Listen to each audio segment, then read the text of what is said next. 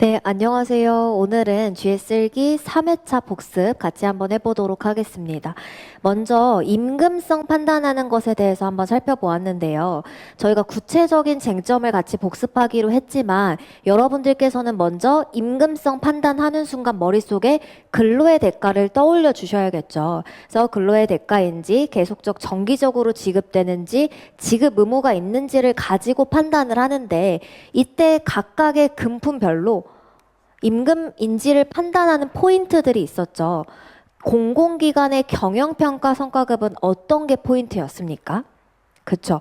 공공기관 운영법에 근거해서 지급이 되는 거고, 예산 편성 지침에 따라서 미리 예산이 어떻게 되어 있습니까? 편성이 되어 있고, 예산 집행 지침에 따라서 경영평가 실적 결과에 따라서 후속 조치로서 성과급을 지급해야 되는 이런 점들을 고려하면 공공기관에 재직하는 직원들 입장에서는 어떻다? 이 경평 성과급은 계속적, 정기적으로 지급되는 근로의 대가라고 봄이 타당하겠다. 이렇게 정리를 하실 수 있을 겁니다. 그 다음에 선택적 복지 포인트 한번 보시면 선택적 복지 포인트는 뭐가 아닙니까? 근로의 대가가 아니기 때문에 임금도 아니고 임금이 아니라면 뭐도 아니다. 당연히 통상임금도 될 수 없다. 선택적 복지 포인트의 문제 상황은 근로자들이 선택적 복지 포인트를 통상임금에 포함해서 가산수당 차액을 청구하는 사건이었습니다. 그때 쟁점은 뭐다? 선택적 복지 포인트가 임금인지가 쟁점이었는데 왜 임금으로 볼 수 없습니까?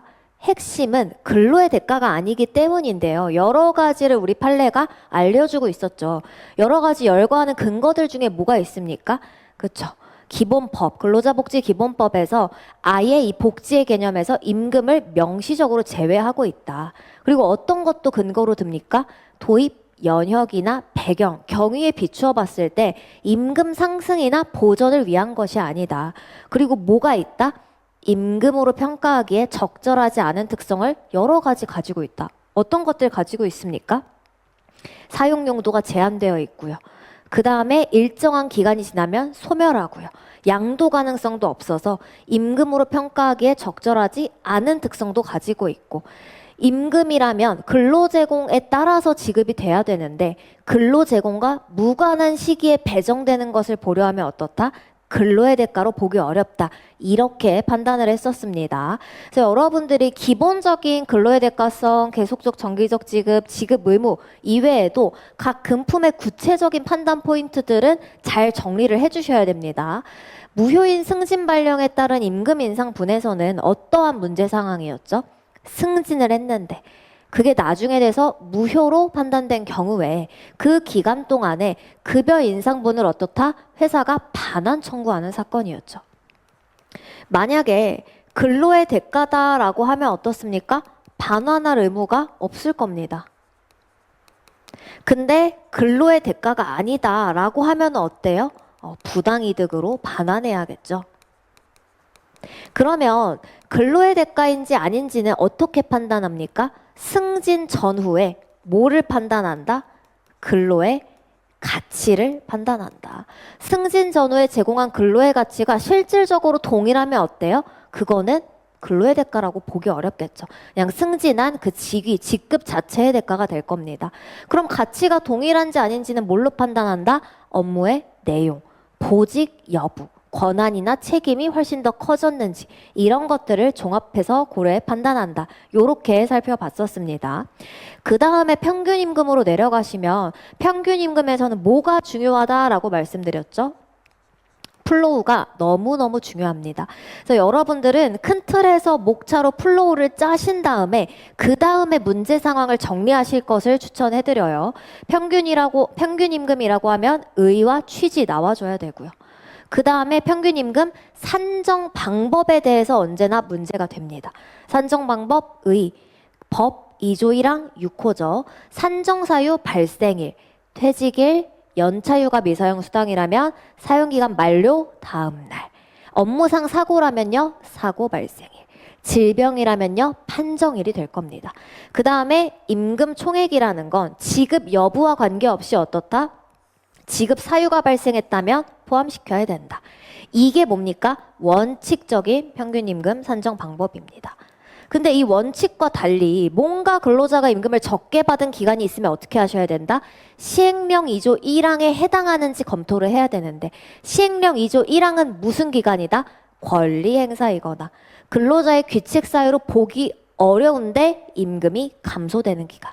그 기간을 분모 분자, 기간과 임금에서 제외하는 취지, 이유는 뭡니까? 그렇죠. 근로자 이익과 평균임금 산정 사이에 조화를 실현하기 위함이다. 그리고 나서 평균임금 최저한도 법 2조 2항에 따라서 혹시 통임보다 적으면 뭘로 계산합니까? 통임. 그 다음에 경우에 따라서는 이게 혹시 평균임금을 산정할 수 없는 경우인가? 이걸 검토해야 될 사정이 생기죠. 이때 우리가 정리한 거에서 문제가 될 만한 상황은 뭐가 있었죠? 그쵸? 여러분들이 가장 쉽게 먼저 떠올리시는 거 프랑스 생보 사건. 어떤 상황이죠? 근로자가 퇴직 전 5개월 동안 어떻게 했다? 무급휴직을 합니다. 근데 이 무급휴직을 한 이유는 뭐였죠? 그렇죠. 개인적인 범죄로 구속 기소돼서 무급휴직한 사건. 그럼 원칙에 따라서 계산하려고 봤을 때 먼저 시행령에 따라서 제외되는 기간인가? 본인의 귀책이기 때문에 어디에도 해당하지 않는다. 권리 행사도 아니고요. 자기 귀책이 아니라고 보기도 어렵죠. 그러니까 포함해서 원칙대로 계산하되 통임보다 낮게 되니까 통임으로 계산하는데 그게 어떻다? 그쵸. 시행령 4조에 평균임금을 산정할 수 없는 경우에 해당하는지 검토가 필요하죠. 이 평균임금을 산정할 수 없는 경우란 뭡니까? 몇 가지죠? 2가지. 말 그대로 기술상 산정이 불가능한 경우뿐만 아니라 법대로 산정은 가능한데 그게 어떤 경우? 현부당한 경우. 현저히 부적당하다는 거는 어떻게 판단을 합니까? 전체 근로기간, 임금이 변동된 기간의 장단, 그 다음에 변동의 정도를 가지고 통상의 경우보다 현저히 적거나 많으면 현부당이죠. 그때 어떻게 판단합니까? 통상의 생활임금을 사실대로 반영할 수 있는 합리적이고 타당한 다른 방법으로 판단을 하는데 이때는 어땠어요? 아예 휴직 전 정상급여를 받은 시점 기준으로 3개월을 소급해서 계산한다. 요렇게 결론이 났었고요. 그 다음에 2번째 문제되는 건 뭡니까? 근로자가 업무상 사유로 어떻게 됩니까? 사망하죠. 우리 5분 최신 판례에서도 살펴보실 수 있는데요. 업무상 사유로 사망했는데 중요한 건 뭐다? 진단을 받지 않습니다. 우울증이라든지 이 정신 이상 상태에 대해서 진단이 있었다면 어때요? 원칙적으로 산정사유 발생일이 뭐일 것이다? 그렇죠. 판정일이 될 건데 지금 뭔가 이때쯤부터 정신 이상 상태에 빠졌을 것이라고 추정되는 날은 있으나 명확하게 진단이 없는 상태에서 사망했을 때 산정사유 발생일을 추정되는 일로 할지 자해행위를 한 날로 할지 그게 쟁점이었죠. 우리는 뭘로 판단한다? 자해행위를 한 날로 판단한다. 그리고 진단받지 않은 상황에서 어떻게 합니까? 무단결근한 기간. 이 무단결근한 기간을 시행령 2조 1항에 따라 제외되는 기간으로 볼 수 있는지 판단하셔야 되죠. 판단했을 때 해당됩니까? 안 됩니까? 그쵸, 되죠. 실제로 진단받지 않고 요양을 한 기간은 아니지만 이 시행령 2조 1항 4호에 따라서 업무상 재해로 휴업한 기간은 뭐다? 객관적으로 휴업할 필요가 있었다면 실제 요양을 하지 않았더라도 어떻다? 여기에 따라서 제외된다라고 봄이 근로자 보호, 평균임금 취지에 타당할 것이다. 이렇게 판단을 했었죠. 그래서 전체적인 흐름 꼭 한번 정리해 주시고 여러분들 다시 한번 꼭 내용은 복습해 주시길 바라겠습니다. 이어서 통상임금도 좀 살펴볼 텐데요. 통상임금도 마찬가지로 취지, 가산임금을 산정하는 기준임금이라는 점을 꼭 기억해 주셔야 되죠. 그 다음에 통상임금 판단에서는 이걸 같이 정리하지는 않을 거지만 종전 판례의 고정성의 의미, 고정성이 왜 문제가 됐는지, 회사가, 당사자가 임의의 조건을 부과해서 통상임금인지를 좌우할 수 있었다는 문제가 있었다. 정확하게 문제점 짚어주시고요. 재정립 방향은 뭡니까? 법강 소산정. 법령에 부합해야 되고요. 강행성이 있어야 되고요. 소정글로 가치를 반영해야 되고요. 사전에 산정 가능해야 되고요. 정책에 부합해야 되는 이 5가지 재정립 방향 하에서 최근 판례는 통상임금을 어떻게 제정해야 합니까? 그렇죠. 정, 일, 소. 여러분 정기성이라는 건 우리 대표 키워드만 정리할게요. 어떻게 한다? 일정 간격 계속 지급. 여기서 정기성을 물어본다면 뭘 물어볼 거다? 1개월을 초과하는 기간마다 2달에 한 번, 3달에 한 번 지급되는 정기상여를 물어볼 건데 그때 그 1개월을 초과하는 기간마다 지급되는 건 뭐예요? 노사 합의로. 소정근로의 대가가 분할 지급되는 거지. 1개월을 초과하는 기간마다 지급된다고 해서 정기성이나 소정근로 대가성 상실하지 않는다. 일률성은 어떻게 판단하나요?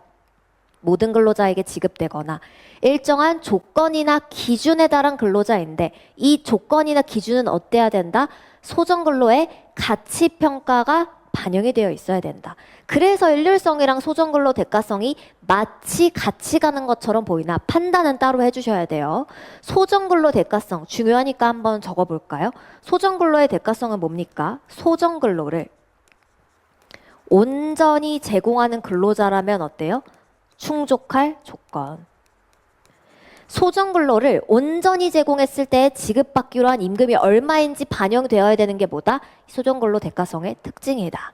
그래서 재직조건부 임금, 근무일수 조건부 임금 모두 소정근로 대가성 전혀 판단되는데 지장이 없죠. 그래서 그 2가지까지 잘 정리해 주시고 마지막으로 도급사업에서의 임금채권 보호, 건설업은 빼고 볼 겁니다. 하수급인이 임금 체불을 했는데 어떤 상황이다? 도급 사업주한테 책임을 물을 수 있는지. 이때 우리가 봤던 판례는 어떤 특징이 있었죠? 그렇죠. 2차례 이상의 도급이 이루어졌다면 이미 상위 수급인, 직상 수급인 다 있는데 굳이 도급인한테까지 가서 책임을 물을 필요가 없다. 명문의 규정도 그렇게 규정하지 않고 있고 이 도급 사업주를 어때요? 수급인이라고 볼 여지는 없다. 이렇게 판단을 했었습니다.